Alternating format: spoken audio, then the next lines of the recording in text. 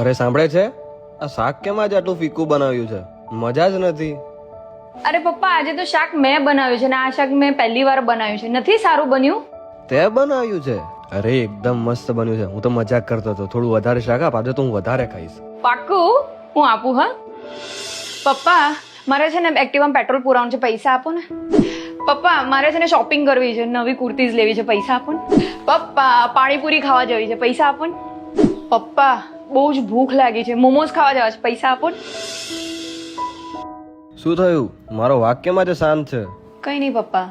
અરે તારું ઉતરેલું મોઢું કઈ બતાવે છે? શું થયું બેટા? કે મને. પપ્પા, ફાઇનલ સેમેસ્ટરનું રિઝલ્ટ આવવાનું છે, મને ટેન્શન થાય છે. એટલે ટેન્શન લેવાથી રિઝલ્ટ સારું આવશે એમ? પણ પપ્પા, સારું રિઝલ્ટ આવશે તો જ સારી જગ્યાએ પ્લેસમેન્ટ થશે, નહીતર નહીં થાય. જો, પહેલી વાત તો મને તારી મહેનત પર ભરોસો છે કે તારું રિઝલ્ટ અને તારું પ્લેસમેન્ટ બંને સારા જ થશે.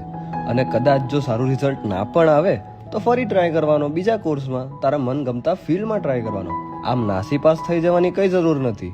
પણ પપ્પા, રિઝલ્ટ ખરાબ આવશે તો પછી આપણા ફેમિલી વાળા શું કહેશે? તું અમારી ફેમિલી છે અને અમે તારી ફેમિલી, બસ બીજા કોઈનું ના વિચાર અને ખુશ રહે. થેન્ક યુ પપ્પા, સમજવા માટે. મમ્મી, પપ્પા, હું જઉં છું ને આજે મોડું થઈ જશે હો ઘરે આવતા. કેમ મોડું? પપ્પા, આજે છે ને શ્રેયાની બર્થડે છે તો અમે કોલેજ પછી પાર્ટીમાં જવાના છીએ. શું? પાર્ટીમાં? કોણ કોણ આવવાનું છે? પપ્પા, આખું ગ્રુપ છે. ક્યાં જવાના છો? કોલેજની નજીક જ એક કેફે છે, ત્યાં જવાના છીએ પપ્પા. અને કેટલા વાગશે આવતા? 9 વાગ્યા સુધી પાક્કું આવી જઈશ. સારું, જા. બહુ મોડું ના કરતી અને લે આ રૂપિયા લેતી જા, કામ આવશે. Thank you. જીમ્મી, હા તારા પપ્પા થોડા ઇરિટેટિંગ નથી? કેટલા સવાલો પૂછે છે, કેટલા જવાબ આપવાના? કંટાળી નથી જતી?